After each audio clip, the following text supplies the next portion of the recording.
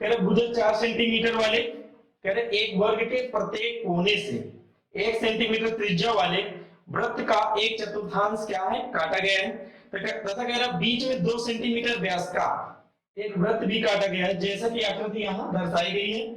कह रहा है वर्ग के शेष भाग का हमको क्षेत्रफल निकालना। अब जैसे इसका हमको क्या करना है, एरिया निकालना। अब देखो ध्यानपूर्वक वहां ये कहा गया है कि ये जो है ये क्या है, इस वर्ग के प्रत्येक कोने से 1 सेंटीमीटर त्रिज्या का, कितने सेंटीमीटर त्रिज्या का, 1 सेंटीमीटर त्रिज्या का क्या काटा गया, चतुर्थांश, यानी चारों कोनों से एक एक चतुर्थांश काटा गया। और चतुर्थांश को इंग्लिश बोलते हैं क्वाड्रेंट। क्वाड्रेंट होता क्या है, चतुर्थांश होता क्या है, वृत्त के चौथाई पार्ट को हम क्या बोलते हैं, क्वाड्रेंट। क्या बोलते हैं, वृत्त के चौथाई भाग, चौथे हिस्से को हम बोलते हैं चतुर्थांश। ये क्या है, वृत्त का चौथाई पार्ट है और इसी पार्ट को हम बोलते हैं चतुर्थांश, मतलब क्वाड्रेंट। अब मेरी बात समझिए, इसमें कितने चतुर्थांश हैं, इसमें 1 2 3 4 चार चतुर्थांश हैं। अब बोलो वृत्त में कितने चतुर्थांश हैं, 4। अब बोलो ध्यान से समझिए, अगर इन चारों चतुर्थांशों को आपस में मिला दें तो क्या एक वृत्त बनेगा, आप बोलेंगे सर बिल्कुल बनेगा, बनेगा। और वो वृत्त कितने सेंटीमीटर त्रिज्या का बनेगा,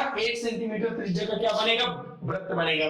बात समझ पा रहे हैं। तो अगर हम इन चारों क्वाड्रेंट को, इन चारों चतुर्थांश को आपस में मिला दे तो यहां से बनेगा 1 सेंटीमीटर त्रिज्या का क्या बन जाएगा, वृत्त बन जाएगा। और प्लस एक बीच में क्या है, ये वाला वृत्त है। और इस वृत्त का व्यास कितना है, इस वृत्त का जो व्यास है, इस वृत्त का जो व्यास है वो है 2 सेंटीमीटर। तो जब व्यास 2 सेंटीमीटर तो त्रिज्या कितने सेंटीमीटर का होगा, कितने सेंटीमीटर की होगी, 1 सेंटीमीटर। तो आप कह सकते हैं इस वृत्त की त्रिज्या कितने सेंटीमीटर की होगी, 1 सेंटीमीटर की होगी। तो यहां ध्यानपूर्वक समझिए, एक हमें यहां से ये वृत्त मिल गया और इन चारों चतुर्थांशों को मिलाने के बाद एक वृत्त और हमें मिल जाएगा। तो फाइनली हमारे पास कितने वृत्त हो गए, 2 वृत्त हो गए। और दोनों वृत्तों की त्रिज्या क्या होगी, 1 1 सेंटीमीटर की होंगी। तो अब यहां से ये समझिए, हमको छायांकित भाग का क्षेत्रफल निकलेगा कैसे। तो आप बोलेंगे कि सर हमको क्या करना है, इस वृत्त का पहले क्या करना है, क्षेत्रफल निकाल लेना। ध्यानपूर्वक समझिएगा,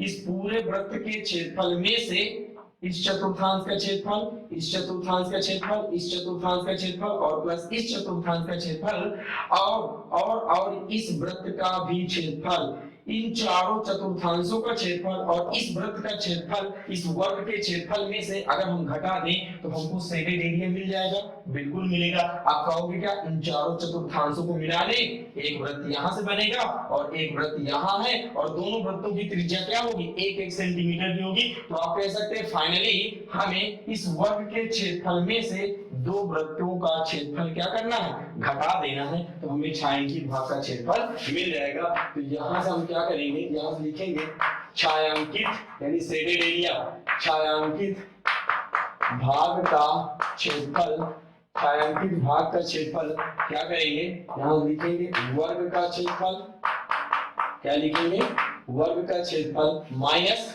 कितने वृत्त बन रहे हैं, 2। तो यहां से लिखेंगे 2 गुणे वृत्त का क्षेत्रफल, मतलब एक वृत्त के क्षेत्रफल में 2 का गुणा करा देंगे तो यहां से आएगा वृत्त का क्षेत्रफल। तो यहां से वर्ग का क्षेत्रफल क्या होगा, वर्ग का क्षेत्रफल क्या होता है, भुजा गुणे भुजा।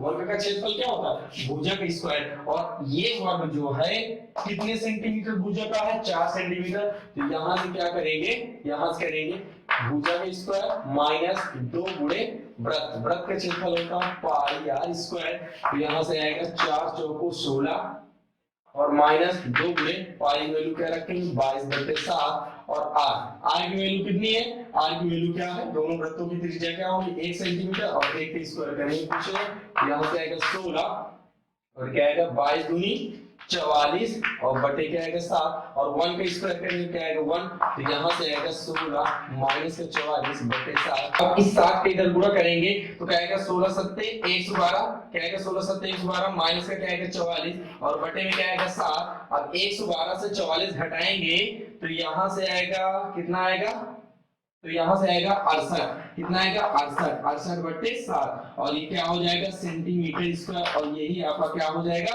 आंसर हो जाएगा। तो आप यहां से समझ सकते हैं।